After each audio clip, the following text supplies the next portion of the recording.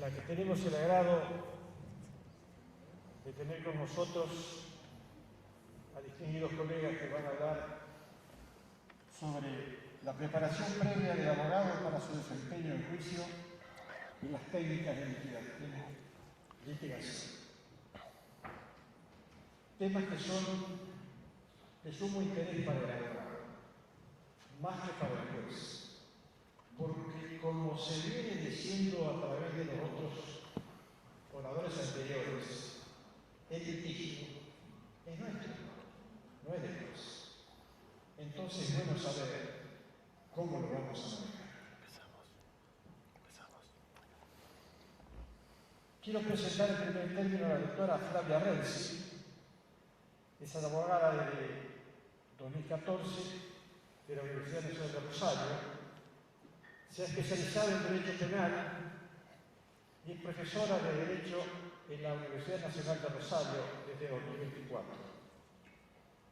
Integrante de las cátedras de Litigación Oral y Derecho Procesal Penal. Es docente, evaluadora y miembro del comité organizador del Concurso Nacional Universitario de Litigación Penal, desde 2015 a 2023. Y es responsable de la Oficina de Apoyo en Juicios Orales. Y aspira a una defensoría pública teniendo su jura aún pendiente, pero nosotros lo damos como un hecho. Es un hecho, ya es un hecho. Falta que jure nada más. Por eso lo dije así. Muy bien. También nos acompaña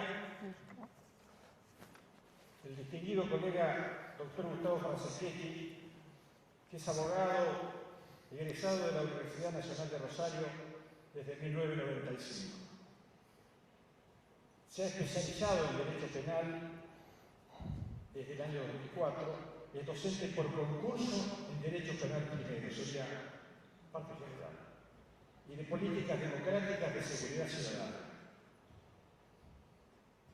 Ejerce su actividad profesional desde 30 años, que incluye 2 periodos como defensor regional de Rosario del Servicio Público Provincial de Defensa Penal. Los dejo entonces en esta gran compañía que nos van a instruir sobre estos temas tan interesantes. Y como siempre digo, quien tiene la voluntad de llegarse hasta aquí e instruirnos merecen ser recibidos por un aplauso.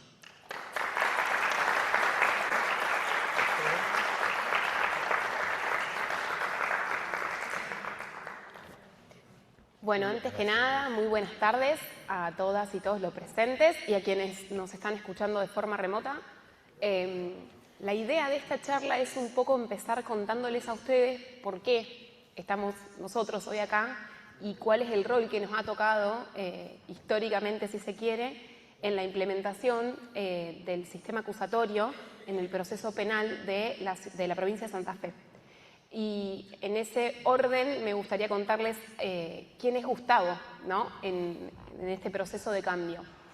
Y ante todo tenemos que decir que es una persona que ha puesto mucho esfuerzo en la implementación no solo legislativa del sistema procesal penal de tinte acusatorio, adversarial y por audiencias en nuestra provincia, sino que además ha sido una persona con un rol importantísimo en materia de implementación de este proceso de reforma. De hecho, es algo de lo que vamos a estar hablando en un rato, de que poner las cosas por escrito en la ley a veces no basta para cambiar las prácticas. Y en esto de intentar cambiar las prácticas, digo que ha sido una gran promesa en el marco de la implementación, porque en su rol de defensor regional de Rosario ha bregado por instar a su cuerpo de defensores públicos, e incluso él mismo en persona ha litigado muchas cuestiones para obligar a los operadores del sistema justamente a que estos cambios no queden en una letra muerta, sino que tomen cuerpo en la actualidad. Y un poco de la mano de Gustavo entro yo, y bueno, me gustaría que les cuente él por qué estoy yo acá. Bueno, buenas tardes a todos, gracias a las personas que se ocupan de este curso, de la delegación, del colegio, a Luis, también quiero agradecer a Diego Aro, y por supuesto a Mariel Minetti, a Karina Gómez, a Laura Babaya y a todos ustedes por estar acá y hacernos parte.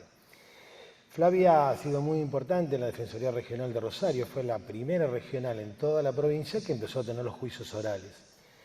Y en aquel momento entendíamos que era necesario que los defensores, como los abogados que litigan, contaran con un apoyo especial y específico para prepararse para los juicios y para desarrollar los juicios. Sobre todo porque se trataba de una expertise que los abogados no habíamos recibido en las facultades de Derecho, ni las teníamos por nuestra experiencia donde litigábamos con los expedientes escritos. Flavia era muy joven y se había formado en las cátedras de litigación. Entonces tenía todo ese bagaje de conocimientos y no tenía la malformación que teníamos todos ya de leer expedientes. Entonces organizamos una oficina de apoyo a juicios. Así que Flavia, desde el 2015 hasta ahora, que ganó el concurso de defensora, su trabajo consiste en preparar juicios y asistir a juicios. Así que tiene una tremenda experiencia, que no la tengo yo y no la tenemos nadie acá, de la gran cantidad de juicios que imagínense hay en la Defensoría Pública de Rosario. Y además ha participado de muchos concursos de litigación que ha ganado y es evaluadora. Así que mejor que para esta instancia que una persona con experiencia no vamos a encontrar. Así que bueno, acá estamos los dos, nos hemos autopresentado y lo que queremos es contarles nuestra experiencia. Nosotros no tenemos la posta ni sabemos exactamente qué hay que hacer. Lo que vamos a hacer es contarles qué hicimos y en algún punto qué logramos, ¿no? Ustedes saben cómo funciona el sistema penal en la provincia de Santa Fe, tienen muchas cosas en el haber, tienen muchas otras en el debe, y bueno, serán ustedes los encargados de moldear la oralidad en el proceso civil. ¿Alguna pregunta? Dale. Bueno, ante todo voy a decir que me ofendiste diciendo que era muy joven. Yo creí que seguía siendo. No, espero estar a la altura de todo lo que él me acaba de acreditar delante de ustedes. Lo primero que me interesa preguntarte, Gustavo, es que nos cuentes por qué queremos cambiar.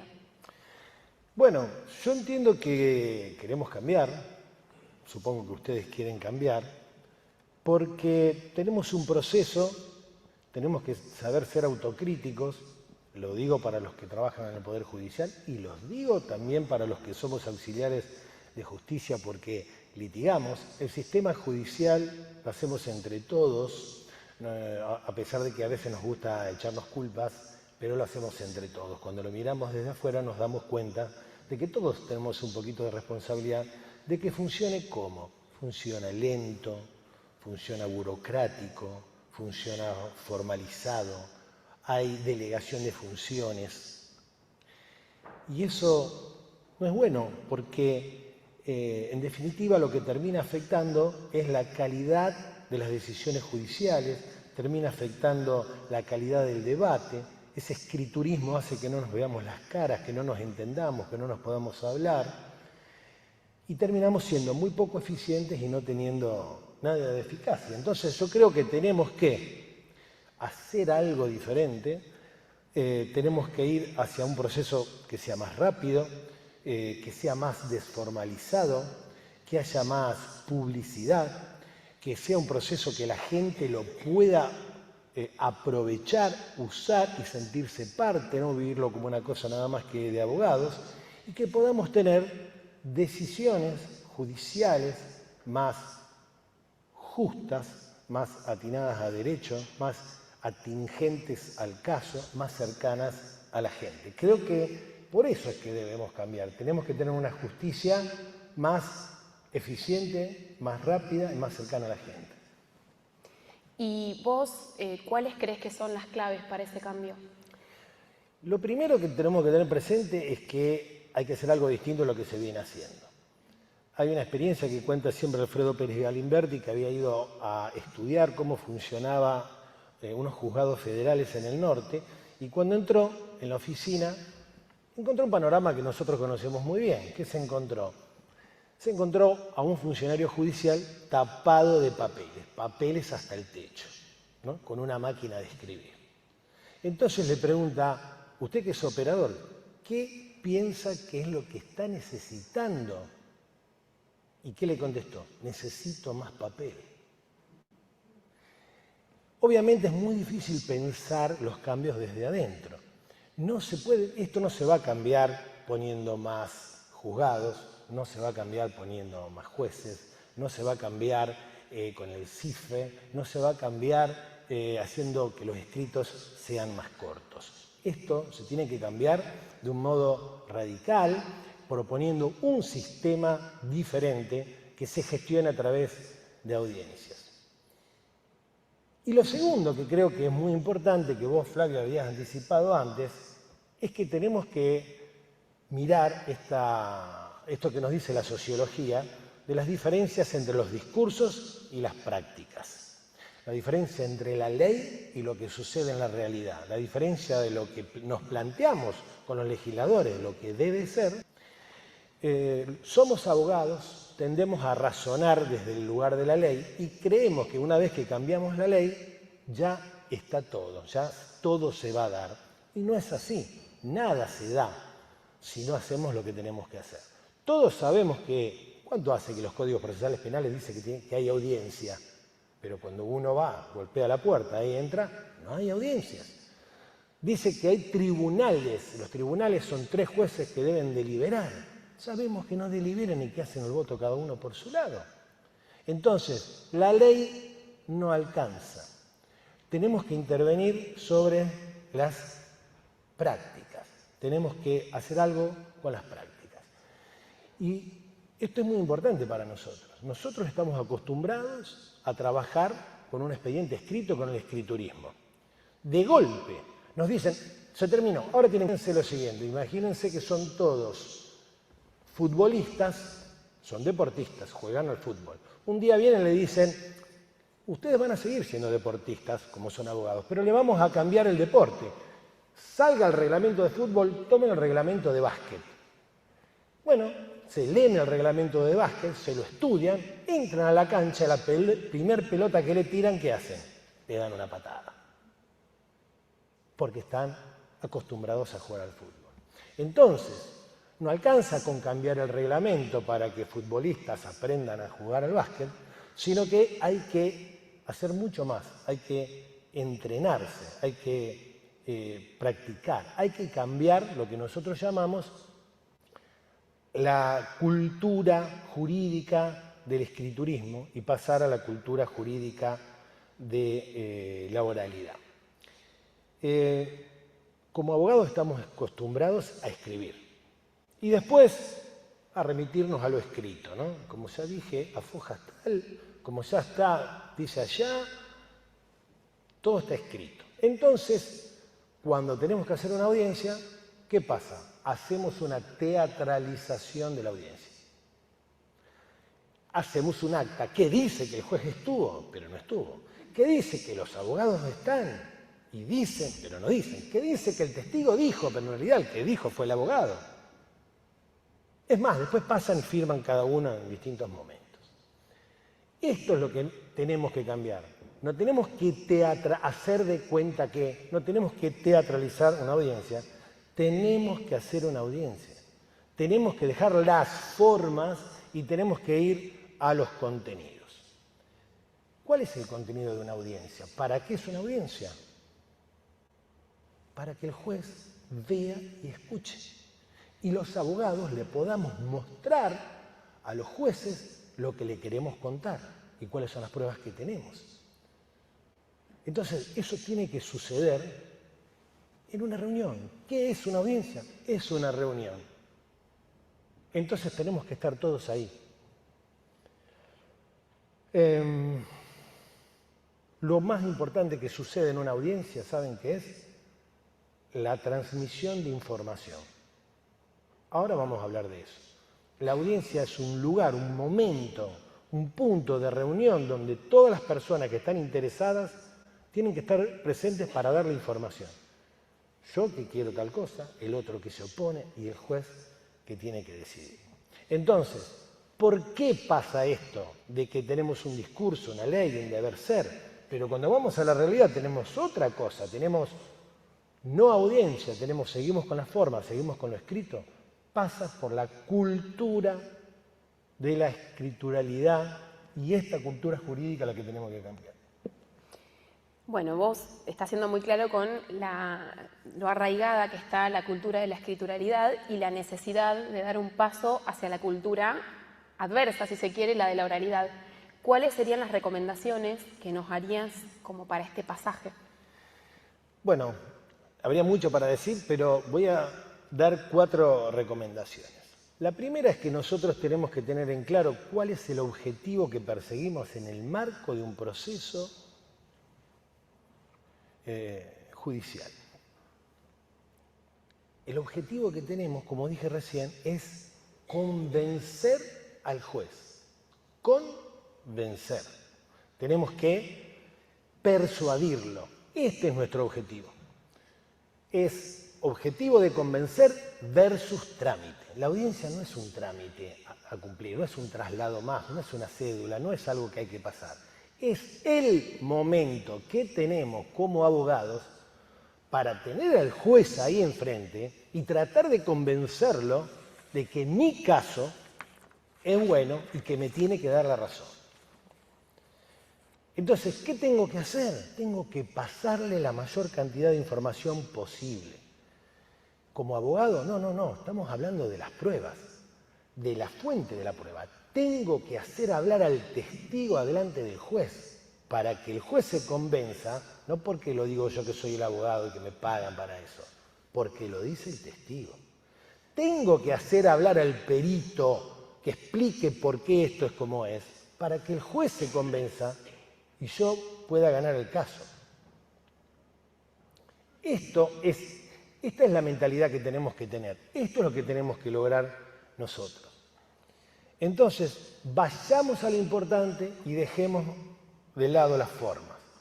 Si yo tengo que entrevistar a un testigo, le pregunto por las generales de la ley y yo mismo pongo que no le comprenden. No. Yo tengo que acreditar al testigo. Después Flavia nos va a hablar de esto.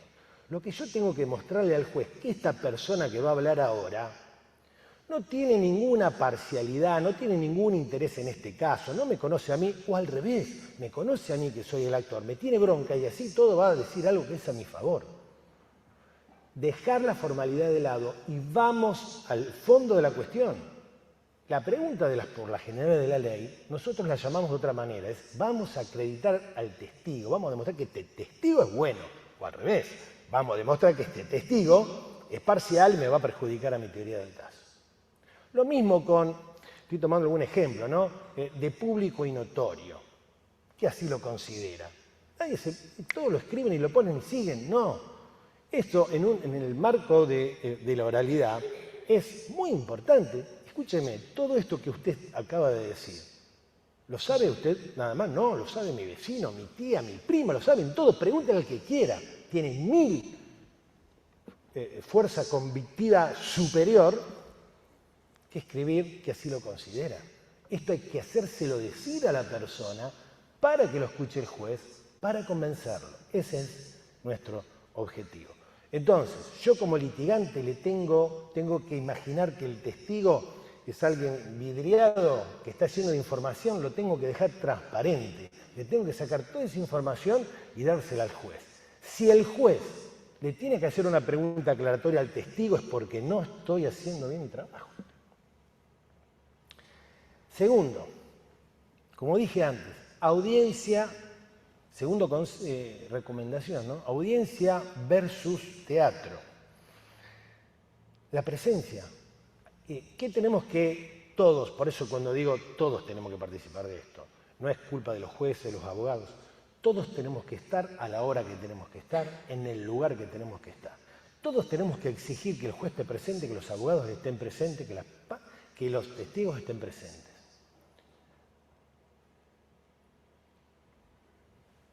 Y el juez tiene que dirigir la audiencia. El juez dice, ahora habla usted, ahora habla usted. En incidencia, usted responde, contesta. La dirige el debate, la ordena, que no se arme quilombo. Usted se va afuera, usted no lo puede tratar así. Ordena el debate.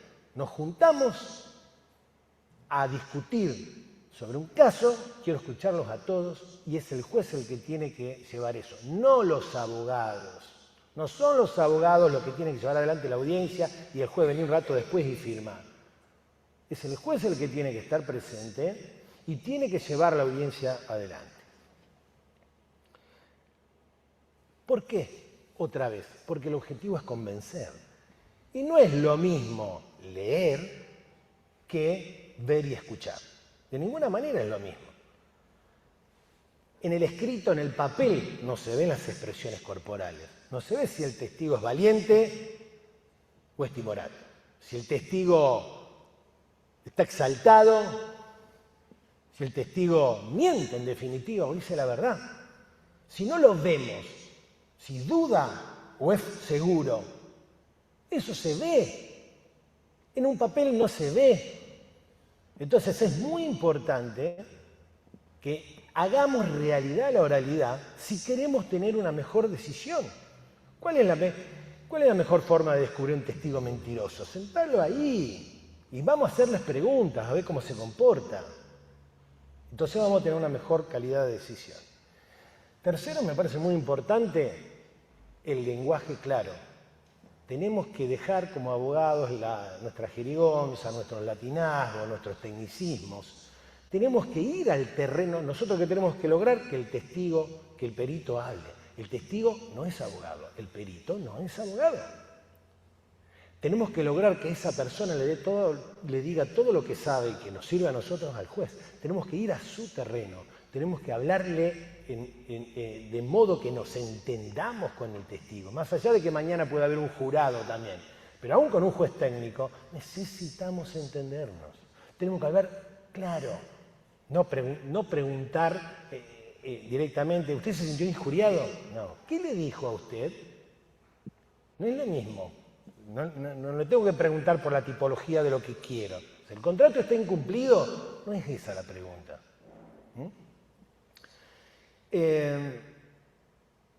Tenemos que tener también escucha activa, porque como ahora Flavia va a contar, con el testigo hay que entrevistarlo antes. Tenemos que saber qué va a decir nuestro testigo. Es más, tenemos que saber qué va a decir el testigo de la contraparte. Tenemos que movernos, tenemos que ser proactivos. Pero tenemos que tener escucha activa, porque las personas son impredecibles. En el medio de una audiencia se larga a decir cosas que no sabíamos. Hay que escuchar, porque a lo mejor lo que está diciendo es un gol de media cancha para nosotros. Entonces hay que estar muy atentos, claro, y finalmente hay que capacitarse, porque como dije antes, venimos jugando a la pelota y ahora nos dicen que tenemos que embocarla en un aro. ¿Y cómo se aprende esto? No se aprende estudiando, se aprende haciendo. Es como andar en bicicleta, es como un deporte. Por más que te leas el reglamento, no lo vas a jugar bien. Hay que entrenarse, hay que entrenarse.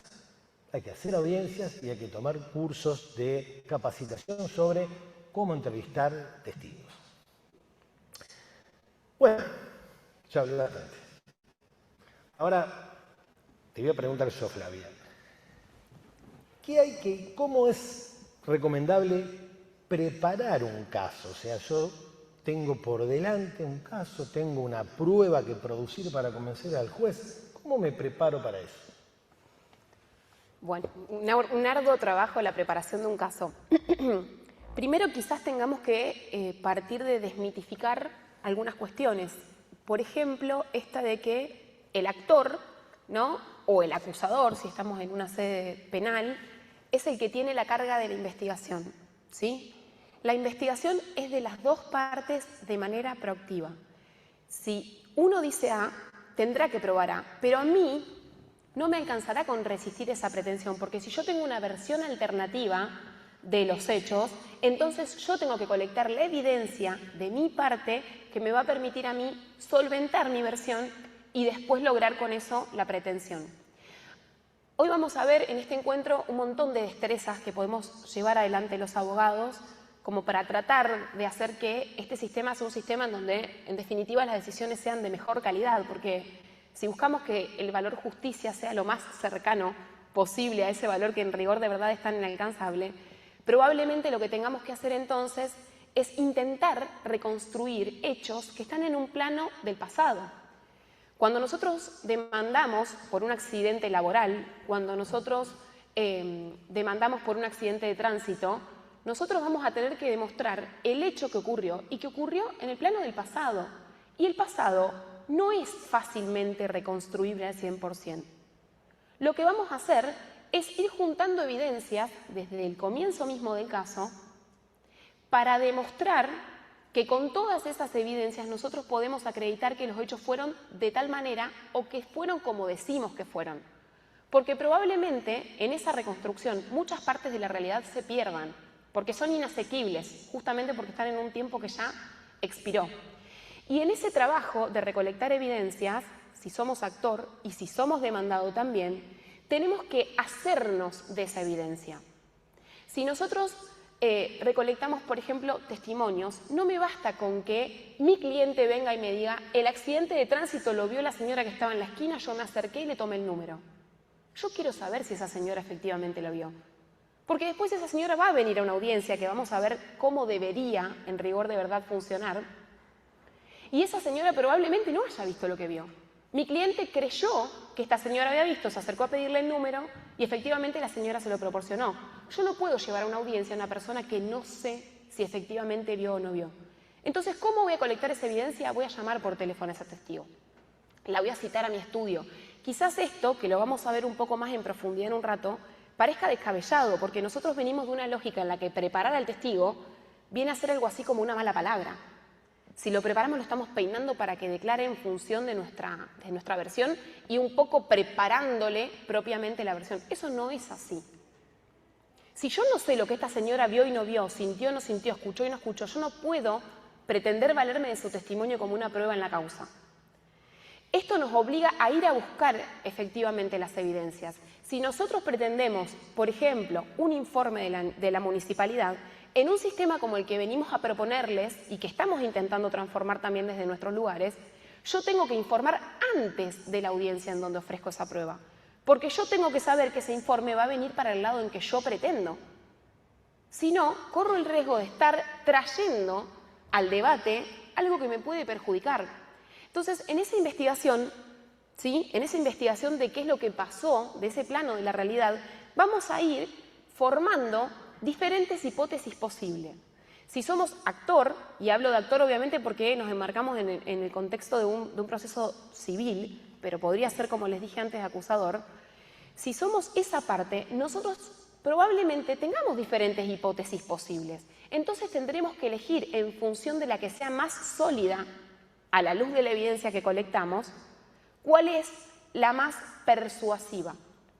Hace un rato Gustavo les decía que en la audiencia las partes intentan convencer a quien tiene que tomar la decisión. Y si nosotros queremos convencer, no nos basta con tener las herramientas para hacerlo si la historia que venimos a contar no es una historia solvente y creíble. Pero no una historia solvente y creíble porque nosotros los abogados la aprendemos como un alegato de apertura o como una demanda que presentamos escrita, sino porque nosotros tenemos la convicción de que los hechos fueron así y los podemos demostrar a través de todos estos elementos que venimos reuniendo. Entonces llega el momento en que una parte y la otra juntaron sus evidencias y esas evidencias efectivamente solventan la pretensión de cada una de ellas. Nosotros partimos de la base de que hablamos esto en casos en que efectivamente hay posibilidades, ¿sí?, de plantear una hipótesis B. Por supuesto, puede resultar que la investigación de la demandada surja que no queda otra que resistir la pretensión de la actora, y eso es otro cantar. Pero cuando tenemos otra versión, la lógica de afirmación versus negación tiene que desaparecer. Desde luego, ¿qué es mejor convictivamente? Si ella dice que yo hice tal cosa, que yo lo niegue y diga, no, yo no fui. O que le diga al juez, no, yo no fui, pero además yo estaba en tal lugar. Tiene mucha más fuerza de convicción. Siempre que podamos encontrar una historia real, creíble, vamos a tener mejor resultado. No nos olvidemos, por eso otra vez voy a lo mismo, dejemos las formas y las ficciones a las que estamos acostumbrados los abogados y vayamos a la realidad. Siempre es mejor una buena historia, ¿no?, de la realidad para convencer al juez que una simple negativa. Siempre es mucho mejor, porque el juez va a querer saber qué fue lo que pasó. Ah, no pasó esto, pero ¿qué pasó? Siempre va a querer saber. Vamos a convencer mejor. Hagan de cuenta que llegan a su casa, a los varones o mujeres, llegan a su casa a las 6 de la mañana y su cónyuge le abre la puerta y dice, ¿de dónde venís? Y usted dice, no respondo. ¿No es mejor que digan de dónde vienen? Tienen una oportunidad. Si dicen no respondo, están en problemas. Seguramente. En esta lógica, ¿no?, que nos dice Gustavo de esta persona de que estaba en otro lugar. Bueno, si estaba en otro lugar, ¿cuál era ese otro lugar? De Rosario a Casilda y viajó en colectivo. Entonces yo voy a oficiar, ¿no?, a la terminal para que me diga si efectivamente a esta persona que yo estoy defendiendo, que estoy representando como demandado, viajó, a qué hora viajó, qué día, porque yo tengo cómo sostener y solventar con evidencia, más allá de mis dichos, esta versión alternativa que estoy proponiendo. Entonces, ¿cómo preparamos un caso? Colectando evidencias, pero colectándolas de primera mano, no esperando que llegue la audiencia donde ofrecemos la prueba para pedir que se informe a la terminal. Nosotros nos hacemos de ese informe. En este sentido, les cuento, por ejemplo, la ley 13014, que es la ley que hoy en día aún sigue vigente para arreglar la vida del Ministerio Público de la Defensa, tiene un artículo que prevé, porque seguramente ustedes me van a decir, pero si no tiene firma de un juez, a nosotros nadie nos da pelota, porque eso es verdad, ¿no? Vamos a la terminal y vos, ¿quién sos? Te cierran la ventanita y se terminó. Si no viene con un oficio, con firma del juez, bueno, no. Empecemos a cambiarlos. La ley tiene un artículo, es el artículo 6, que se llama deber de colaboración, donde dispone que cualquier entidad de índole pública o privada tiene la obligación de brindar información a cualquier parte que en un proceso penal, desde el lugar de defensa, se las peticione. Entonces, quizás avanzamos en la ley. Bueno, hagámoslo. Vayamos y oficiemos antes de la audiencia y sepamos si efectivamente ese boleto se compró o no se compró. No ofrezcamos por las dudas un informe que no sabemos qué va a decir. Entonces, en esta lógica de cómo preparar un caso es juntar decisivamente la evidencia. ¿Y evidencia sobre qué? Bueno, creo que si llegamos a un juicio es porque hay hechos que están controvertidos. O sea, hay cuestiones que pueden no estarlo, pero efectivamente, si las partes pretendemos cosas distintas es porque entendemos que la realidad fue en algún punto distinta. Entonces nosotros vamos a ir a buscar la evidencia de ese hecho que pensamos diferente de la otra parte. Es lo que un poco en el proceso civil le llamamos la traba de la litis. Vamos a ir a probar eso por sobre lo otro. Bueno, ¿a qué se le llama la teoría del caso?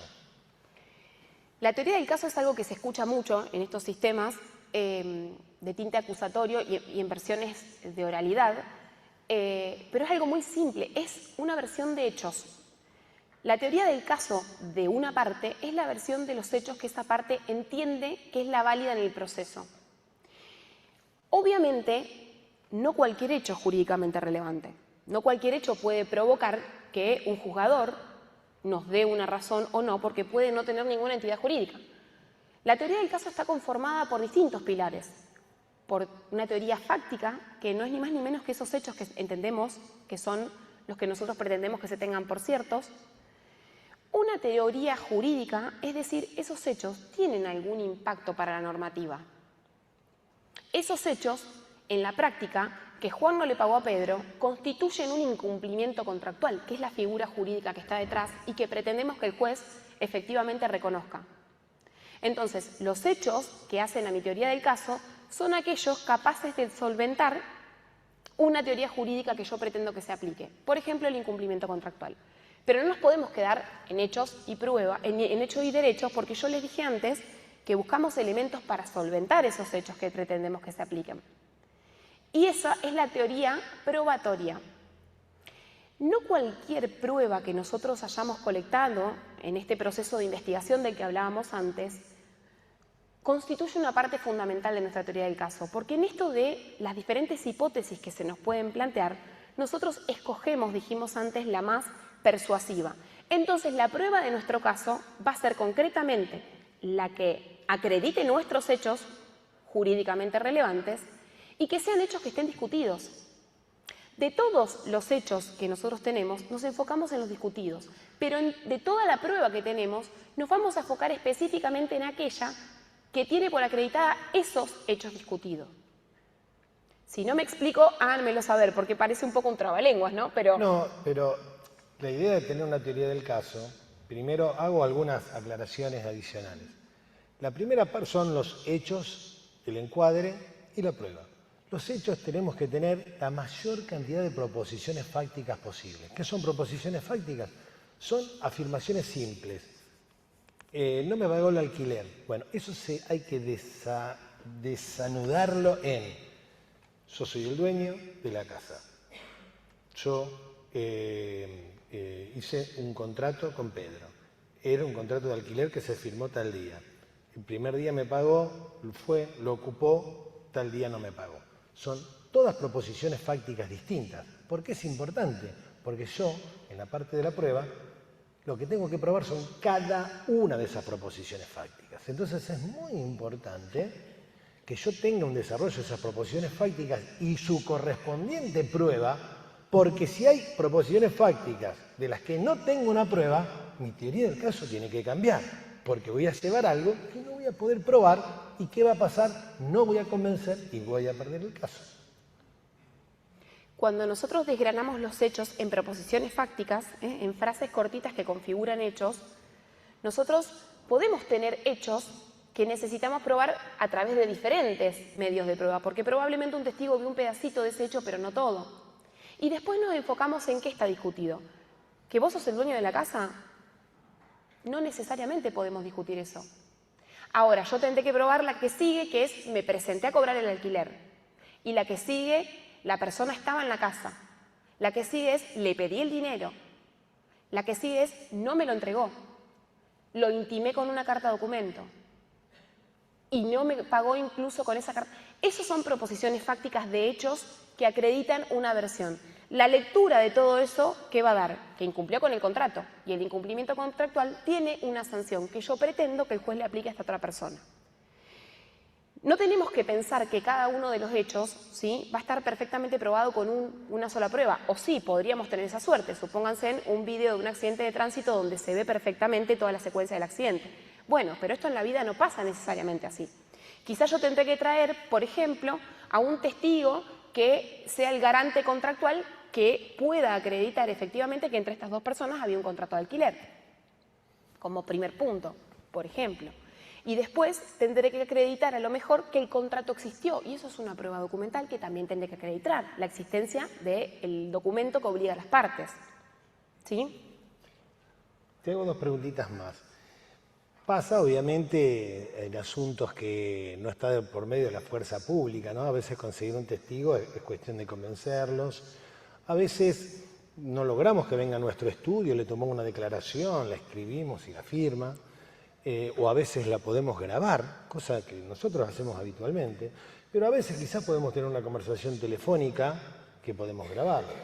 ¿Qué hacemos con eso? Vos dijiste, salimos a conseguir esa prueba, pero claro, esa prueba después se tiene que reproducir en audiencia delante del juez. ¿Cuál es la relación entre eso que conseguimos antes y aquello que después podemos lograr en la audiencia?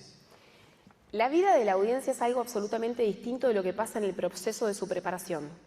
Porque aquello que nosotros conseguimos como un acta de declaración, por ejemplo, escrita y firmada por ese testigo, no va a estar en la audiencia, no va a entrar. Venimos arraigados a una lógica en donde la prueba testimonial se produce de esta manera. Nos convocamos un día en el tribunal, viene el abogado de una parte, el abogado de la otra parte, el testigo, y el abogado de la otra parte pregunta, conforme a un pliego que presentamos antiguamente, para que quede una constancia en ese acta. Ese acta, en el marco de un sistema por audiencias, no existe a menos que sea usada con dos fines específicamente que ahora los vamos a ver. Lo que pasa en el escenario de una audiencia, si nosotros decimos que tenemos que estar todos presentes porque la fuente de la prueba, que es el testigo, tiene que estar ahí y tiene que estar hablando, Entonces, ese testigo va a venir el día que se le asigne y va a hablar adelante del juez. Y acá hay varias cuestiones que tenemos que saber de qué es lo que pasa con esto del antes y el después. En primer lugar, en el marco de los sistemas como los que estamos intentando instaurar ahora en el orden civil, el testigo es la prueba estrella. ¿Por qué digo esto? Porque cualquier objeto o documento, ¿sí?, que sea parte del proceso va a ingresar al proceso solo y únicamente a instancias de un testigo. ¿Y por qué? Y simplemente porque los documentos no hablan, los objetos tampoco. Un contrato no puede decir, sí, yo soy el contrato que firmaron las partes. Yo voy a traer a una persona que sea idónea para dar cuenta de en qué circunstancias se generó ese documento y a instancias de las explicaciones que de esa persona que es idónea porque tuvo un contacto con ese documento, porque lo generó, por ejemplo, o lo garantizó, ingresar ese papel que efectivamente dice lo que el testigo está diciendo que es. De manera que el testigo es la prueba estrella porque es a través de esa persona que se canaliza el ingreso de las demás evidencias documentales, materiales, al proceso. Y hablo de documental y material y no estoy hablando de informativa porque yo antes les dije que el informe, cuyo resultado ya tenemos, no va a ingresar tampoco al proceso. Va a venir el empleado que contestó ese informe a sentarse en la audiencia y a contarle a través de preguntas, que en un ratito más vamos a ver cómo se arman, al juez que efectivamente chequeó en el sistema de la central de pasajes y surge de ese sistema que es infalible que esta persona este día, a esta hora, estaba sentada arriba de este micro y no incumpliendo, por ejemplo, una obligación como le achacaría la otra parte. Tenemos a la fuente de prueba declarando en presencia del juez. ¿Y quién le hace las preguntas? ¿El juez? No, de ninguna manera. El juez se limita, como dijo Gustavo, a dirigir el debate. Y como director de un debate y garante de que se resguarden todas las garantías de las partes, intervendrá solo cuando las partes se lo requieran y para resolver cuestiones que las partes le requieran.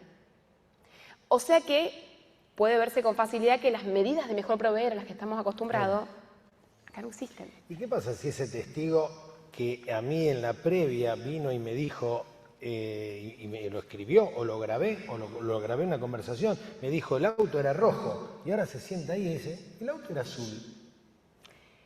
Si eso pasa, puede haber habido un problema anterior que tiene que ver con la preparación del testigo, de la que ahora también vamos a hablar.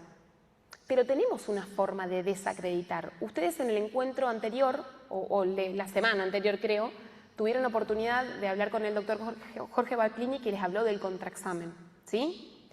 Si el testigo de una parte está diciendo algo diferente a lo que dijo en esa situación anterior que consta en un papel, ese papel va a valer. Yo les dije que tenía dos usos legítimos, pero que no era suplantar la declaración. La declaración la da el testigo hablando en audiencia. La función es evidenciar que se está contradiciendo, y para eso hay un método, o refrescar la memoria si hay algún olvido. La técnica de refrescar memoria es mucho más probable que nos pase con un testigo que la parte propia propuso. Un testigo que quizás no recuerda algún dato que en aquella oportunidad, en ese acta, sí dio. Entonces podemos refrescarle la memoria. Primero, haciéndole una serie de preguntas que hagan que el testigo reconozca que hubo una instancia anterior en la que declaró, para salvaguardar que la existencia de este acta es real y que es de la boca de este propio testigo. Después traemos ese documento, se lo mostramos al testigo para que dé cuenta de si lo reconoce efectivamente como su declaración anterior y de cómo la reconoce. Todo esto guiado, por supuesto, por preguntas del litigante. Imagínense que para que el testigo diga si reconoce o no reconoce, pareciera no ser una fórmula correcta para que el testigo dé cuenta efectivamente de cómo lo consiguió. Entonces vamos a ver que este formato de preguntar se transforma absolutamente en el marco de una audiencia. Pero además, si el testigo lo que está diciendo es que el auto era de un color diferente, yo también puedo impugnar esa declaración confrontando su dicho actual con el dicho anterior en el acta y poniendo en conocimiento del juez que esta persona en realidad está faltando a la verdad. No sabemos en cuál de las oportunidades faltó a la verdad, pero esta persona es menos creíble. Y si hablamos de credibilidad, creo que es importante que hablemos del sistema de credibilidad versus el sistema de tachas. En los procesos civiles hay testigos que son inadmisibles para declarar porque los podemos tachar. Si es amigo o enemigo de una de las partes, si es acreedor o deudor. En un sistema donde lo que vale es la persuasión y la credibilidad de la información que llevamos al juzgador, estas personas son absolutamente admisibles para declarar en un proceso. Porque si yo pretendo decirle al juzgador que en realidad ese vínculo concreto con una de las partes lo hace inclinar su declaración en uno u otro sentido, yo no solamente me basta con poner de relieve la relación existente, sino que le tengo que demostrar al juez por qué. Tengo que darle razones concretas y eso lo hago en el marco de un contraexamen, como seguramente ustedes hayan visto con el doctor Baclini. Esto supone, por supuesto, una lógica de mayor investigación en la etapa previa de preparación, porque si yo voy a impugnar a una persona por ser la madre de la parte, supongamos, del actor, y bueno, entonces lógicamente va a defender las pretensiones del actor, bueno, probablemente no. Si yo le hago contar adelante del juez que en realidad toda la vida la madre denunció hechos de incumplimiento de su hijo, que incluso pueden acreditarse con tal denuncia que siempre que el hijo se mandó una macana fue ella la que la denunció, entonces ¿por qué tendríamos que pensar que en este proceso está encubriendo al hijo? El sistema propone que los testigos que tienen alguna razón para ser tachados en el orden civil, en realidad son admitidos absolutamente. Y será en el marco de la audiencia, con el testigo sentadito ahí, donde yo podré impugnarlo demostrando por qué entonces ese vínculo lo hace inclinar el proceso para uno u otro lado. Para cerrar esta primera parte de la preparación del juicio, y que ya creo que ya llegamos a una hora, tengo una pregunta, a lo mejor te descoloco. Materialmente, la preparación del juicio, yo veo que siempre tienen carpetas que usan después, antes y durante el debate. ¿Cuáles son los consejos que vos podés dar de cómo se prepara y se lleva adelante una audiencia oral con testigos, peritos, etcétera? En primer lugar, tenemos que decir que nosotros venimos sosteniendo desde que inició esta charla que el acto vale por sobre el acta. Es como una forma de traducir esto de que no queremos un acting, queremos al testigo hablando. Pero la realidad es que nosotros nos hacemos de las versiones de ese testigo a través de las entrevistas, que quedan en un plano, dijimos, anterior, porque lo que entra es el testigo hablando. Todas esas actas que documentan una entrevista o un diligenciamiento, una citación, un acta de procedimiento policial, un documento propiamente como sería, por ejemplo, un contrato, un seguro para acreditar que el vehículo embestido o embistente estaba asegurado. Todo ese material que nos sirve a nosotros para conocer la causa y para prepararla, la vamos a poner en una carpeta. Y esa carpeta la vamos a llevar ordenadamente para el día que tengamos la audiencia, ¿sí? Si en esa audiencia sabemos que se va a presentar el testigo A, B y C, yo voy a tener preparado de antemano todas las actas que documentan alguna actuación del testigo A, B y C. Porque ante cualquier yerro o cualquier olvido que se produzca en la audiencia donde ese testigo está declarando, yo quiero tener disponible ese material para confrontarlo o eventualmente para refrescarle la memoria. De manera que todas las actuaciones del proceso acá se transforman en documentos que tenemos en una carpeta que está a nuestra disposición para ayudarnos a enfrentar la audiencia, pero que no se dan por reproducidos ni leídos, porque lo que pasa es el testigo declarando e ingresando eventualmente documentos. ¿Las declaraciones previas son prueba documental que ingresa a conocimiento del juzgador? No. Es decir, que cualquier información que yo no logré obtener del testigo en presencia del juez no existe en este mundo. El juez no puede acceder a las declaraciones anteriores de ningún testigo. El conocimiento que tiene es de lo que pasa en la audiencia. También es muy importante, de lo que hemos podido observar de la práctica, de trabajar en equipo, ¿no? El abogado lobo solitario se le va a hacer muy difícil por varias razones.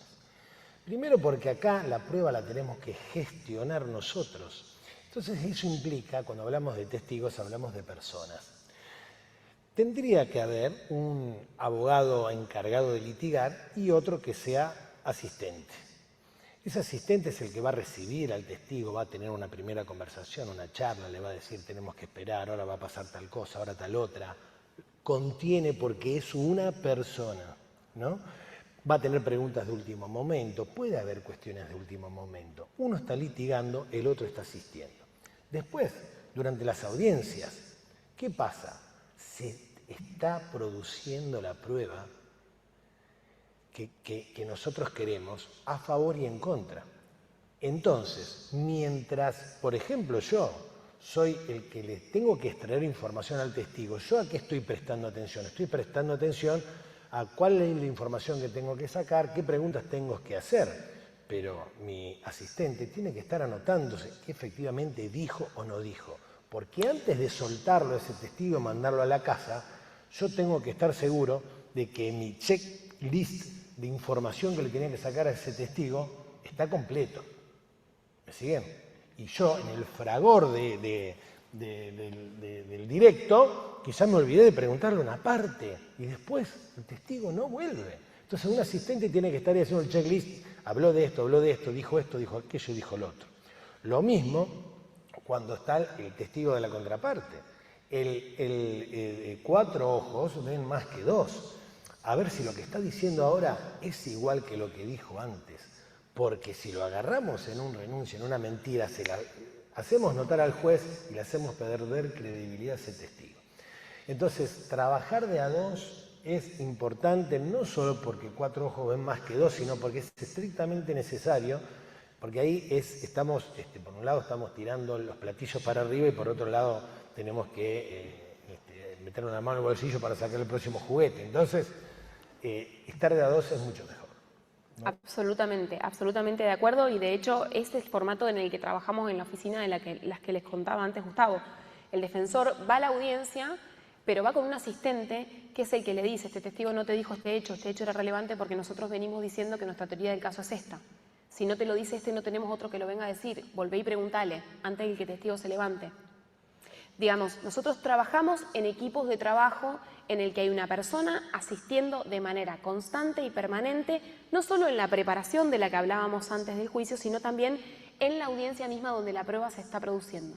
Y si hablamos de preparación, y para ir cerrando un poco y ya después nos vamos a ir al break, tenemos que hablar de la preparación del testigo. Yo les adelantaba que tenemos que dejar tenemos que desmitificar esto de que preparar a un testigo es una mala palabra o es un acto impúdico del abogado, que de alguna manera afecta la buena fe del proceso. Es todo lo contrario. Si yo voy a hacer que una persona se siente a declarar ante un juez, yo tengo que cerciorarme de cuál es la información que tiene esa persona, de si efectivamente la tiene, de cómo esa persona habla, de cómo esa persona se expresa. ¿Tiene capacidad de darse a entender? Si no la tiene, ¿cómo puedo ser yo como litigante para facilitar la tarea, para que hable el lenguaje más claro, para que, por ejemplo, baje al llano algo que parece muy simple, pero que nadie está entendiendo? ¿Cuál es el lenguaje? ¿Cómo se expresa corporalmente? Ustedes habrán escuchado más de una vez esto de sudaba como testigo falso. Bueno, nosotros, si traemos a una persona antes del debate, antes de la audiencia donde se va a producir la prueba, y entrevistándola solas la vemos que se pone nerviosa, que tiembla, que no puede contestar con fluidez, como abogados, entonces estaremos advirtiendo que probablemente esta persona sí está mintiendo.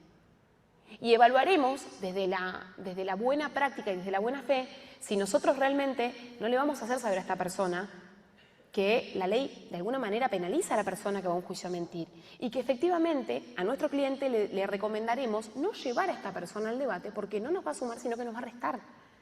Porque después va a venir la otra parte que preparó también su caso y que estuvo indagando a ver quién era este testigo y qué cosas hacía y no hacía. Y si tiene forma de evidenciar que es un mentiroso, entonces estamos jodidos. Porque llevamos nosotros el gen de nuestra propia destrucción al debate. Entonces, preparar al testigo es necesario.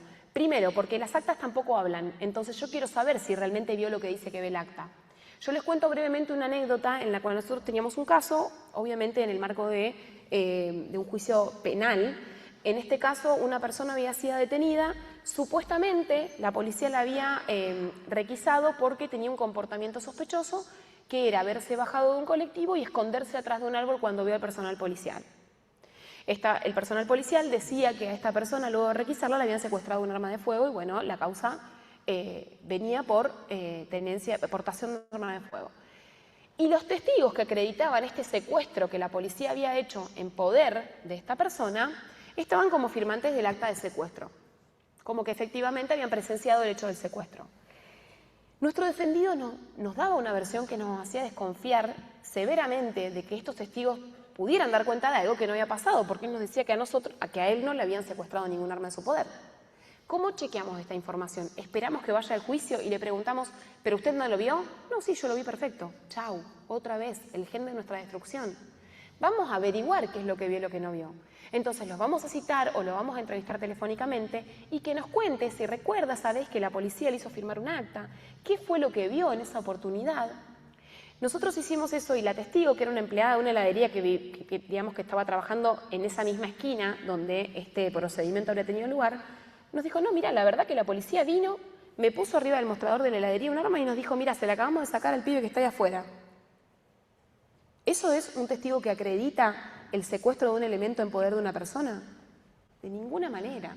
Entonces nosotros teníamos carne de cañón para que cuando esa chica se sentara a declarar como testigo, dejar en evidencia que venía a contar que había visto algo que no había visto y que la Fiscalía no podía acreditar la actuación de la policía más que con los dichos de la policía, que a todo esto había mentido porque había dicho que este proceso fue en presencia de una persona que no presenció. Si nosotros esto no lo hacemos preparando a los testigos de antemano, es imposible que lo hagamos con éxito. Nos vamos a estar tirando a la pileta y si la pileta no tiene agua, es nuestro cliente el que se va a dar la cabeza, no nosotros. Además, hay que ser realistas, otra vez, dejemos las ficciones de lado, ¿no? ¿Quién no habla con los testigos que va a ofrecer? Si no lo hace, es un abogado imprudente, es un abogado que asume muchos riesgos porque no va a poder controlar lo que suceda después. Porque en el contexto actual, donde los abogados se sientan y escriben y se pelean para agarrar, antes era la máquina de escribir, la Lexicon 80, ahora es para agarrar la compu, esto no pasa en un sistema de oralidad. La persona que está ahí habla.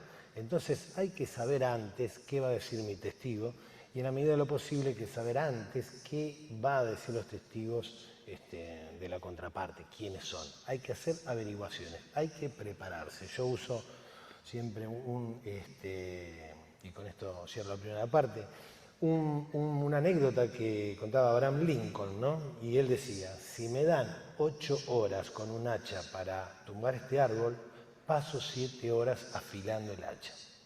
Hay que prepararse. Bueno, hacemos un cortecito.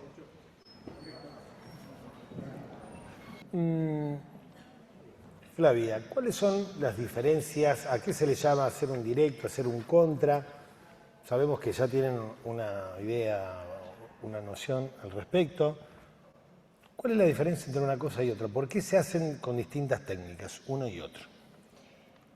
Bueno, primero, ¿qué es un examen directo? Ustedes creo que vieron en el segmento que tuvieron con Malena Corbalán y con Bruno Guastela un poco las reglas del examen y del contra, tengo entendido un poco genéricamente, así que ahora vamos a hacer algún hincapié especial en por qué directo y por qué contra. El examen directo, primero que se llama así y no se llama interrogatorio por una razón, y es que lo que examinamos cuando preguntamos a un testigo en audiencia, en presencia de las partes, no es solamente lo que preguntamos y lo que contesta, es todo el lenguaje corporal que acompaña eso que la persona está diciendo.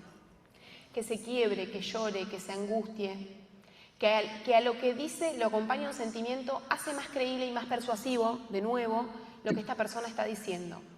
Y el examen directo sucede o se da con testigos que la propia parte propone, ¿sí? Es prueba que nosotros llevamos al debate para acreditar algún fragmento de nuestra teoría del caso. El examen directo tiene un formato particular, en las que hay algunas preguntas, que son las herramientas que tiene el litigante para llevarlo adelante, que están permitidas y otras que son desaconsejadas o que directamente están prohibidas. Y eso también tiene una razón de ser. Cuando nosotros sentamos a un testigo de nuestra parte a declarar, ¿sí?, a través de nuestras preguntas, lo hacemos porque esta persona, de alguna manera, es afín a la versión de los hechos que yo sostengo. Si no, probablemente no lo llevaría. Y si esa persona es afín a los hechos que yo sostengo, es muy probable que si yo le pregunto de manera sugestiva, es decir, incorporando yo mismo en la pregunta la información que en realidad pretendo que me responda, esa persona se sienta tentada a darme la razón porque justamente es favorable a mi versión de los hechos. Pero no favorable maliciosamente, sino porque cree que los hechos pasaron de la manera que yo estoy prometiéndole al juzgador. Y entonces, si yo le pregunto, pero entonces usted vio el momento del accidente. Sí. No es lo mismo que sea yo, el litigante, el que aporta la información de que efectivamente vio el accidente, a que sea la propia persona diciéndole al juzgador, yo vi el accidente. ¿Y de qué manera hacemos esto?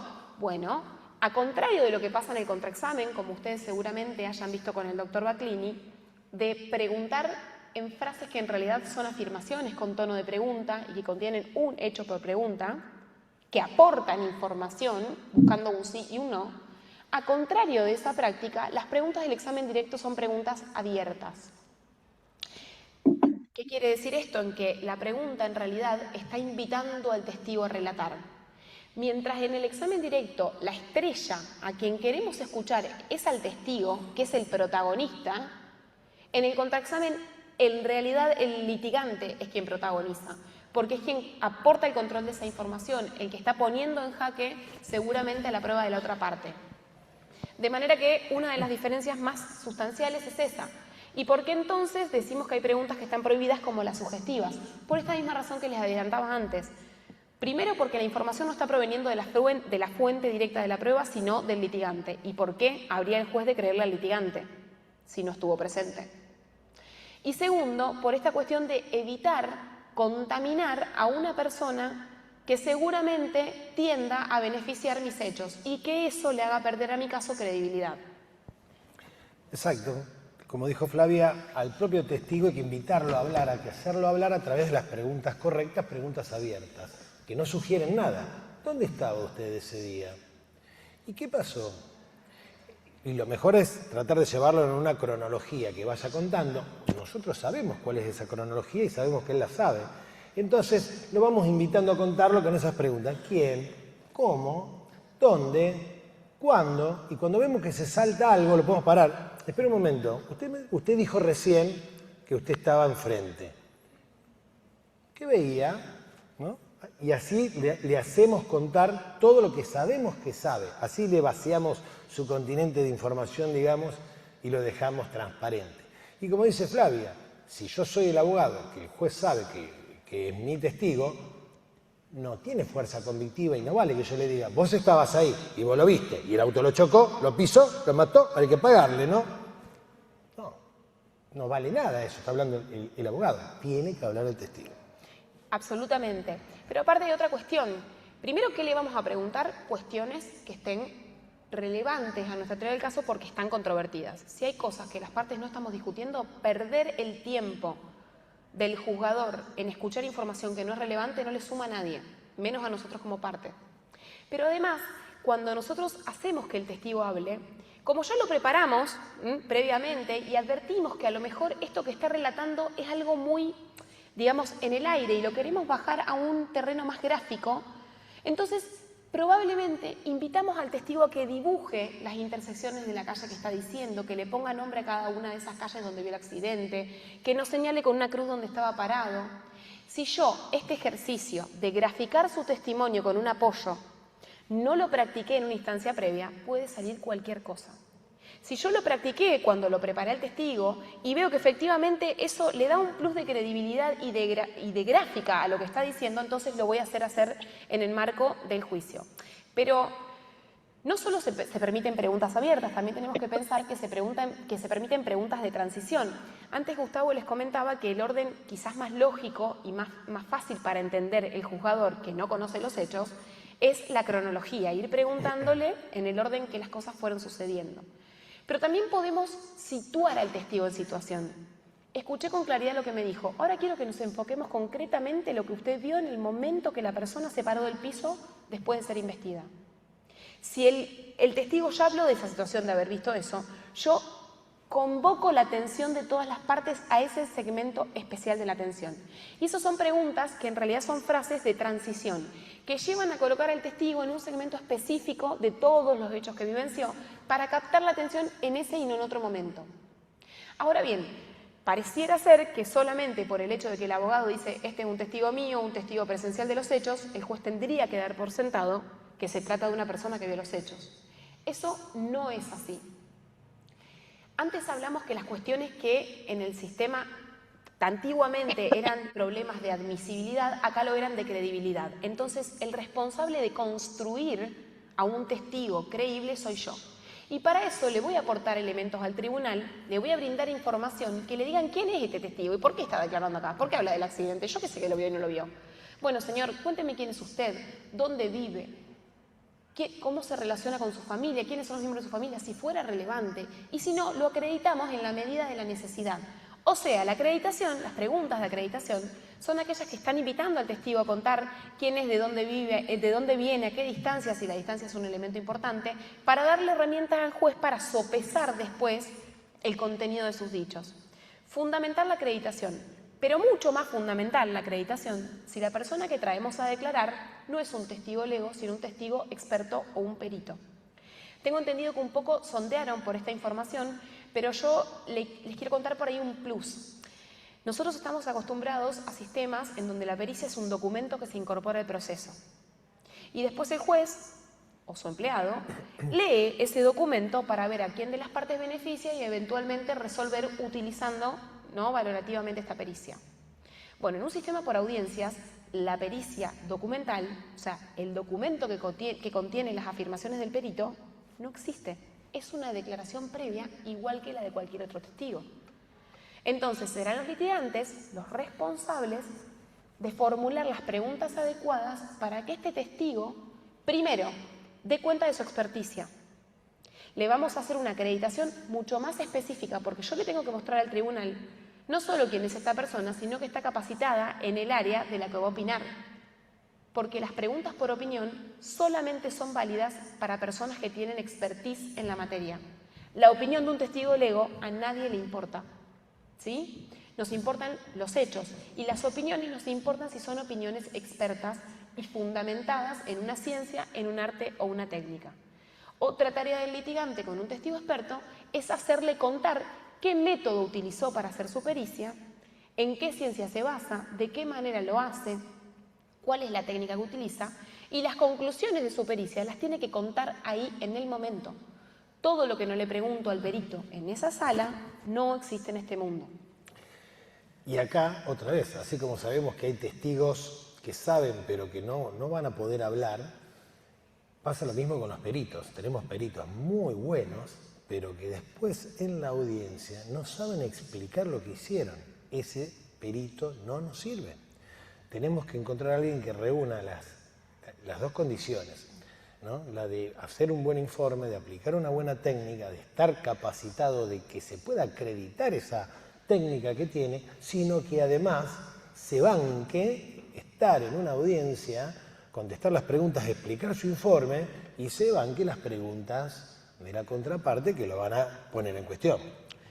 Exactamente, y para esto, entonces, si hablamos de un plus en la preparación y en la acreditación del testigo, también hablamos del plus en la etapa anterior en donde lo preparamos. Primero tenemos un problema, los peritos son personas que tienen una experticia en un área que generalmente no es el derecho. Es un área que se nos escapa a todos los abogados. Mecánica, accidentología vial, forense, psicología. Entonces, que el perito venga a hablar en términos que nosotros no conocemos, tampoco nos sirve porque la información no es de calidad. De manera que tenemos que prepararnos suficientemente como para bajar al llano cualquier concepto técnico que el testigo esté usando en el marco de la audiencia, ¿sí? Bueno, murió de un shock hipovolémico por hemorragia masiva secundaria a un accidente de tránsito. Bueno, doctor, ¿puede contarle al juez qué es un shock hipovolémico? ¿Qué significa que es secundario a un accidente de tránsito? ¿Qué es la hemorragia masiva? ¿Por qué en este caso usted entiende que esa hemorragia fue producto del accidente? Si nosotros no tenemos esa posibilidad de bajar al llano todas estas palabras difíciles que los abogados estamos tan acostumbrados o mal acostumbrados a utilizar, no solo nosotros somos los que no entendemos, sino lo peor y más grave es que no entienda quien tiene que tomar la decisión. Y en esto de preparar, no se nos puede escapar una cuestión que fue una de las primeras que dijo Gustavo cuando empezamos la charla. Las personas que vienen a declarar, sean testigos legos o sean expertos, son ante todo seres humanos. Y todos los seres humanos nos ponemos nerviosos, sentimos miedo a lo desconocido, nos malpredisponemos en situaciones que nos van a generar estrés o que no son habituales para nosotros. Entonces, la tarea de la preparación no es sola, única y exclusivamente para sacar la información del testigo. Es también para que el testigo sepa por qué se lo está convocando, cuál es la tarea que él va a desempeñar en este proceso, con qué se va a encontrar cuando llegue. Mira, vamos a declarar y vas a entrar a una sala. En esa sala va a haber una persona enfrente, esa persona es el juez y es el que toma la decisión. Y a vos no te tiene que importar la decisión, te tiene que importar que te escuche lo que vas a decir, porque esa decisión se va a basar en lo que vos digas. Lo que yo te pregunte y vos no digas, no lo va a poder valorar. Y probablemente te pongas nervioso. No te preocupes, porque si la otra parte te hace alguna pregunta que se sobrepasa, yo tengo herramientas para defenderte. Voy a interponer una objeción, que ahora vamos a hablar en un momento de eso. También hacerles saber a las personas que cuando declaran lo hacen bajo juramento de decir verdad y que si faltan a la verdad son pasibles de falso testimonio. ¿Sí? O que tienen facultad de abstención porque la ley protege de alguna manera especial el vínculo que tienen con las partes.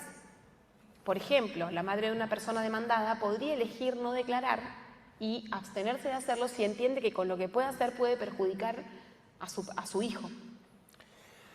Bueno, tenemos ahí algunos videos para ver, si no nos vamos a quedar sin tiempo. ¿Vos le indicás los minutos? Sí, claro. Lo ¿Sofi?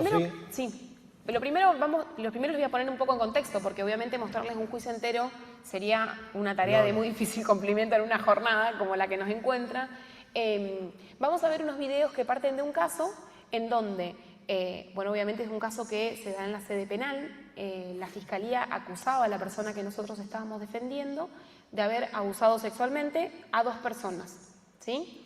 Una cuñada y, en realidad, dos cuñadas. Una que era hermana de corazón de su mujer y otra hermana de sangre. Esta hermana, y se los cuento porque tiene especial incidencia en lo que vamos a ver después de este primer video, tenía un retraso madurativo muy importante, ¿sí?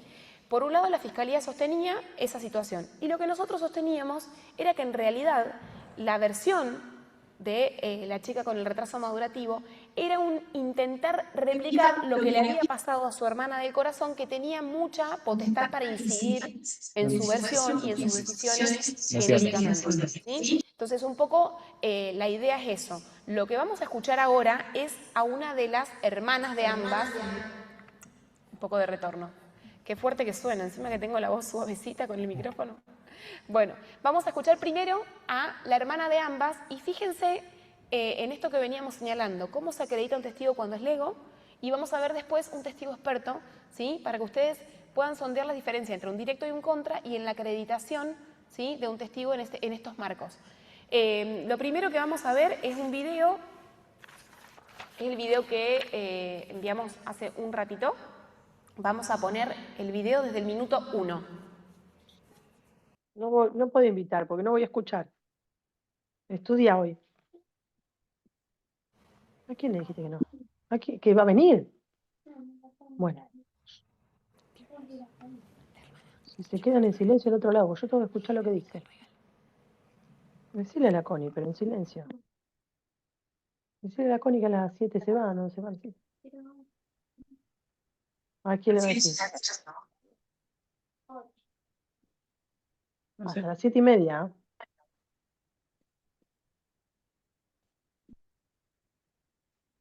Y en silencio, Wadi, pues yo tengo que escuchar esto.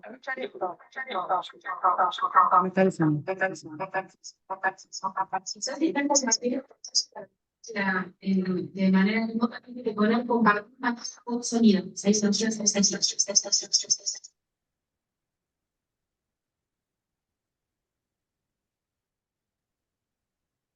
Entonces, Graciela Soledad. su DNI. 29 694 El valor que sepa si la persona que va a hablar tiene hechos directo. Tener atención también a la técnica, ¿no? Como le hace Está abierta para que sea la testigo la que da la información y no es la fiscal la que introduce la información. Muteado ahí, pero yo reproduce todo el audio. Silencio. Yo lo tengo en silencio. Porque a veces Yo lo tengo en silencio. una entrevista, un examen directo a una psicóloga, ¿no? Y notemos esta diferencia en el curso de acreditación del que estábamos hablando.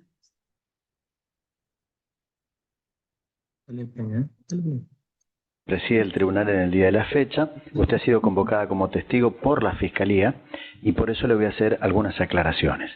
La primera, el micrófono tiene una base que es movible y regulable en altura. Tiene que estar cerca de su boca para que quede grabada su voz. Es muy importante que quede grabada su voz. Le voy a preguntar por su apellido y sus nombres completos. Cejas Graciela Soledad. Su DNI. 29 694 103.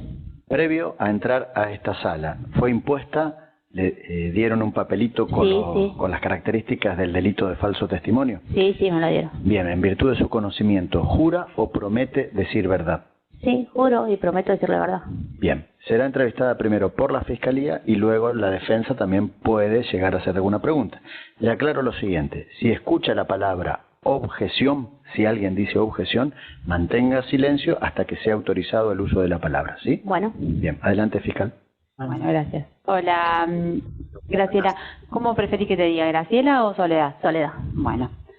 Soledad, quiero que primero nos cuentes cómo está integrada tu familia de origen. ¿Sí? Tu mamá, tu papá, hermanos, hermanas. Mi mamá falleció hace 19 años más o menos. Mi papá está vivo. ¿Cómo se llama? Mario Norberto Cejas. Y después tengo hermanas por parte de mi mamá y de mi papá, somos 5. Luego una hermana de crianza. Y después mi papá tiene otra chica. ¿Cuáles son los nombres de tus hermanas? Vanessa, Lorena, Silvina, yo, Soledad y Cintia. Y después vos dijiste una hermana de crianza. Mi hermana de crianza, María Lucía. ¿Y tu papá tuvo otra hija más? Sí, con otro matrimonio. ¿Cuál es el nombre de María Eugenia. ¿Y tu familia actual cómo está integrada? Yo tengo 5 hijos y vivo con 3 de mis hijos más chicos. ¿Cuáles son los nombres de tus hijos? Ariana, Lara y Elías. Ellos los que viven conmigo. Y después tengo Antonella y Maximiliano. ¿Y a qué te dedicas? Estoy trabajando en una roticería. ¿Y tus hijos van a la escuela? ¿No? Sí, 2 de mis hijas ya terminaron la secundaria, la otra está haciendo 2º año y los varones trabajan. Que ellos son los más grandes también. Claro. ¿Y dónde vivís? En Pérez. Ahora lo que quiero consultarte, Soledad, es si sabes el motivo por el cual viniste hoy a declarar este debate. Sí.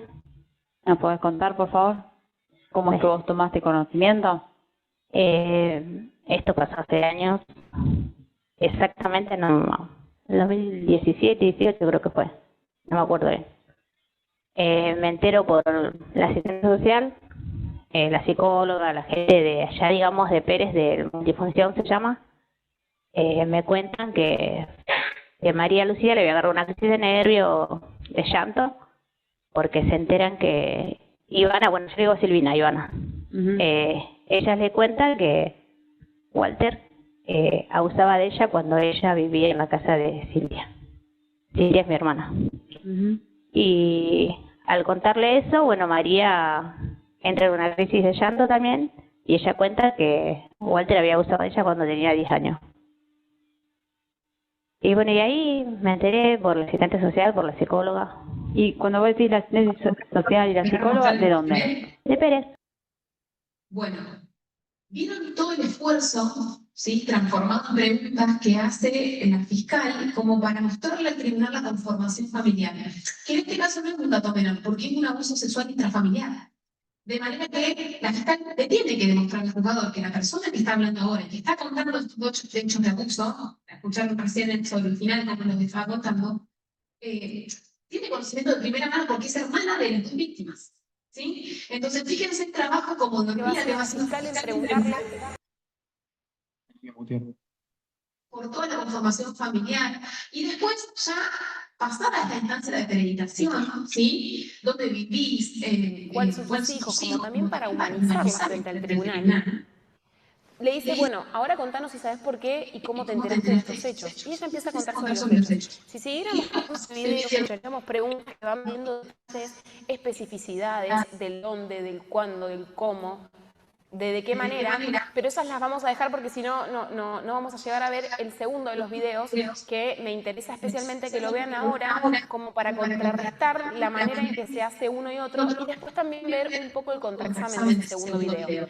La persona a la que vamos a escuchar declarar ahora, salvo que quieras hacer algún comentario sobre esto que pasó, creo que un poco para apurar los tiempos, es una psicóloga que lo que hace es tomar una entrevista previa a la declaración de ambas víctimas en Cámara Gesell. La Cámara Gesell es un formato especial de toma de testimonios de personas menores de edad, ¿sí? Y de personas con padecimientos mentales o retrasos madurativos, que lo que hacen es resguardar esa declaración grabada también, y en la que interviene una psicóloga, pero formulan preguntas las dos partes, para no someter a una revictimización al testigo que tiene que volver a venir cuando se haga la audiencia del juicio a contar todo de nuevo.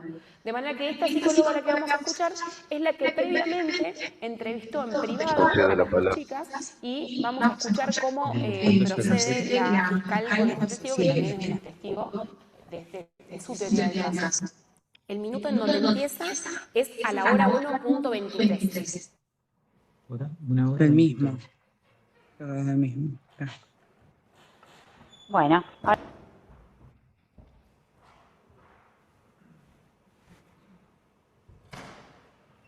Atiendan también cómo cuando el testigo entró, el juez le hace saber las penalidades por el falso testimonio. Una hora 1. Perdón, 1:23. Hora 1:23. Dale. Le pregunta si atiende las penalidades por falso testimonio.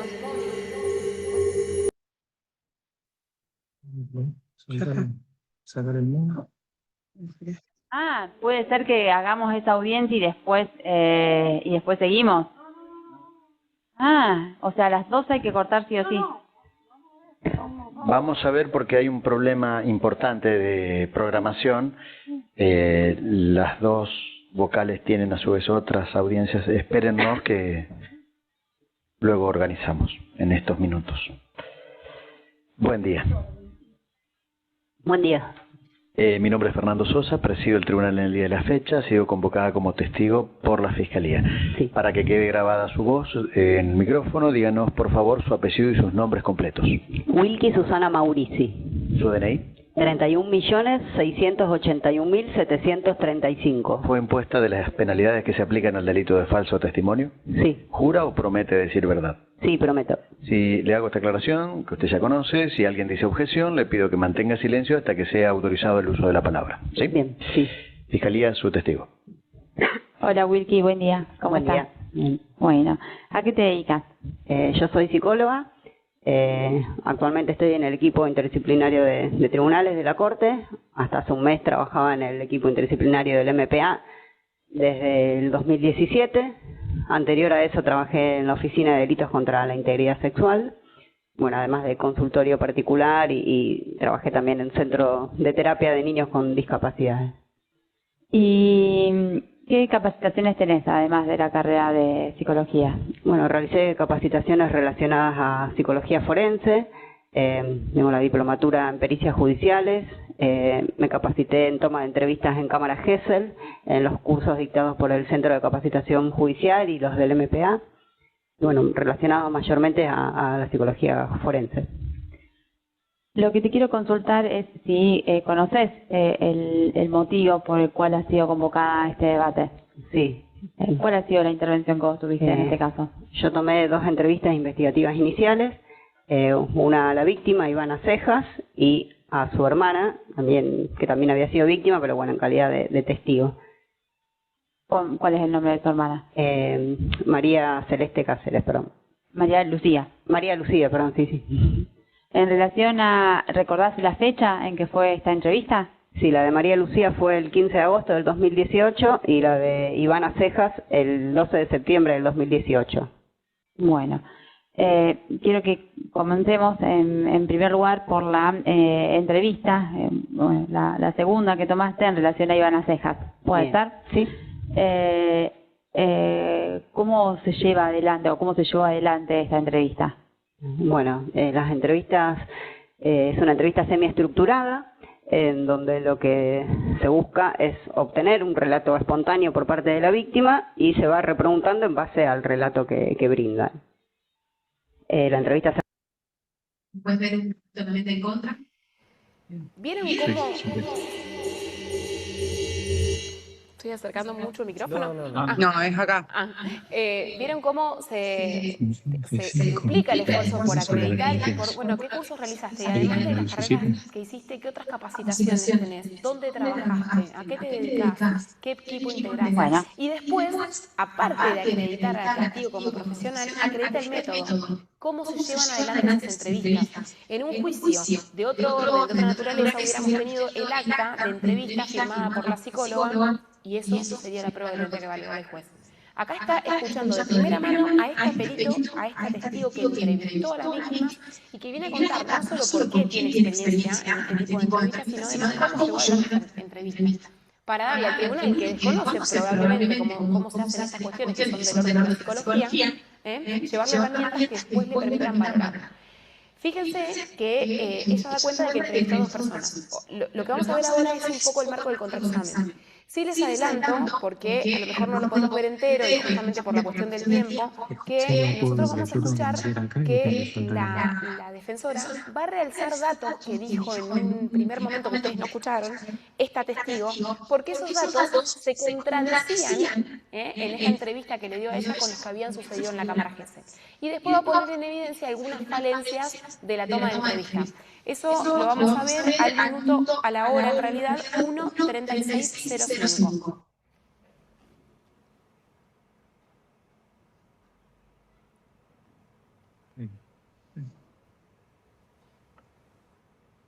Ya está.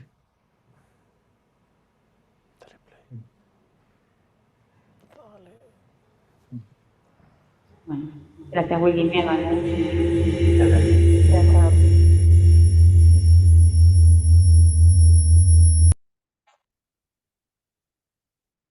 ¿Le pongo? Sí. Buen día. ¿Qué tal? Buen día. Quisiera que hablemos sobre lo que le refirió Ivana en la entrevista, ¿sí? Sí. La entrevista que usted mantuvo con Ivana es lo que ustedes llaman una entrevista investigativa, ¿verdad? Sí, investigativa inicial. Sí. ¿Cómo? Investigativa inicial, sí. Bien. De modo que no hay en esa oportunidad un defensor del acusado presente en el acto. No. Ni tampoco un empleado del defensor. No. Quiero enfocarme en lo que Ivana habría dicho respecto de la última oportunidad en que ocurrió el abuso. ¿Sí? En esta ocasión, su hermana Cintia se había ido a trabajar, ¿verdad? Sí, sí, menciona eso. Y su sobrinita Zoe estaba durmiendo, ¿no es cierto? Sí. Sí, habla de su sobrina Zoe. Sí, sí. Las demás nenas habrían estado en la escuela. Sí. De acuerdo con Ivana, esto habría ocurrido en la oportunidad en que ella habría vivido en la casa de Cintia. Sí.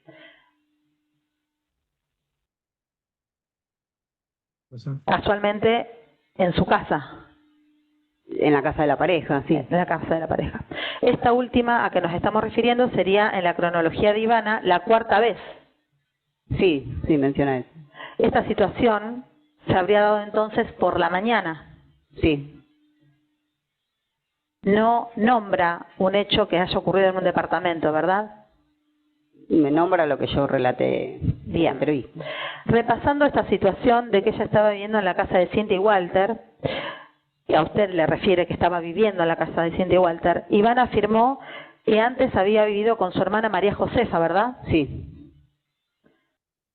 Porque se acerca la hora del otro evento que va a haber acá en el teatro y no queremos hacer el desenlace de ese otro evento.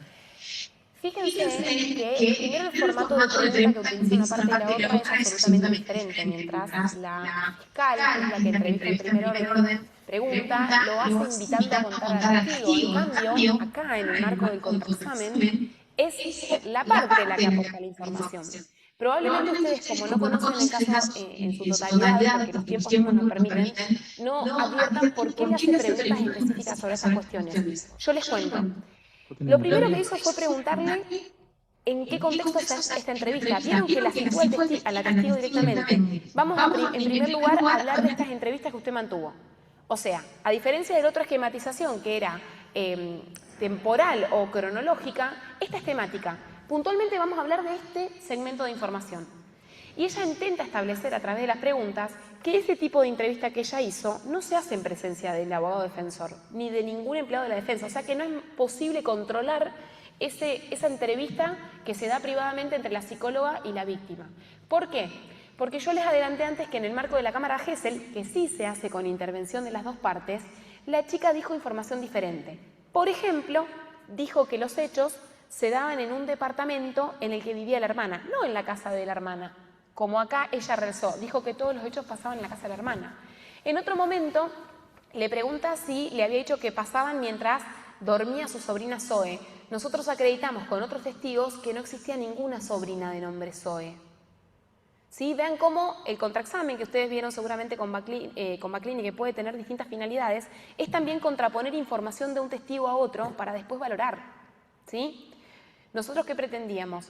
Demostrar que no puede ser creíble una persona que está diciendo que los abusos se dieron en una situación cuando después decía que se dieron en otra. También le dijo, por ejemplo, que pasaba cuando las chicas estaban en la escuela. Recién escuchamos eso. En la cámara Gesell ella decía que pasaba siempre cuando las nenas estaban en la misma casa durmiendo. Entonces, esto es una manera de impactar la credibilidad del testimonio de la que en definitiva decía ser víctima para poner en jaque en algún punto la versión de la Fiscalía. Bueno, como ya estamos en horario, yo quiero tomar nada más que unos muy breves minutos, porque de lo que he visto del plan piloto, lo que está establecido es la oralidad para la producción de la prueba, pero después deja como abierta la puerta para el alegato, si se puede hacer oral o se puede hacer escrito. Yo los invito a que ustedes lo hagan oral, digamos. No va a haber oralidad si ustedes no lo eligen. Y es mejor, porque es mucho mejor. Si yo soy abogado y quiero ganar el caso, y tengo la prueba que recién se acaba de producir, y tengo el juez ahí presente, este es el mejor momento que yo tengo para valorar los hechos y darle la valoración que yo creo que debe hacerse. Ahora tiene los hechos y las pruebas y los dichos fresco el juez. Si eso lo dejamos para hacer por escrito y el juez lo va a hacer dentro de no sé cuánto tiempo, se va a olvidar. Yo me voy a olvidar. Todos nos vamos a olvidar. Porque lo que dijo una persona se nos va a ir. Este es el mejor momento. Y ese alegato, algunos tips nada más, tiene que ser algo otra vez, una pieza de oratoria para convencer.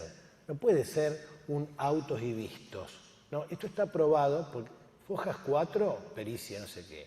Fojas 93, el testimonio de no sé quién. No, lo único que tiene que decir uno es, como dije en la demanda, está probado que Juan lo mató porque Martita lo vio, usted lo escuchó, el arma que usó es la que Martita describió. Hay una pericia que dice que la bala salió de ahí y la bala se corresponde con esa arma en la que entró en el cuerpo.